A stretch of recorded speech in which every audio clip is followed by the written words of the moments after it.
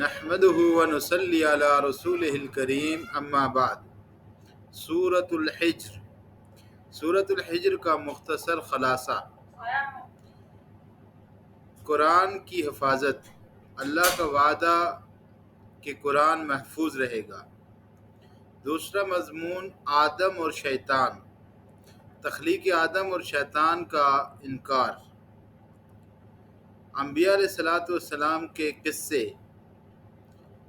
قوم لوط اور اصحاب حجر سے عبرت حاصل کرنے کی تلقین، قیامت، جزا و سزا اور آخرت کا ذکر، اللہ کی قدرت، کائنات میں اللہ کی نشانیوں کا بیان اور ان پر غور کرنے کی ترغیب، نبی کی تسلی، کفار کے تمسخر پر صبر کرنے کی تلقین، مومنوں کی صفات، مومنوں کی خصوصیات اور اخوت کا بیان۔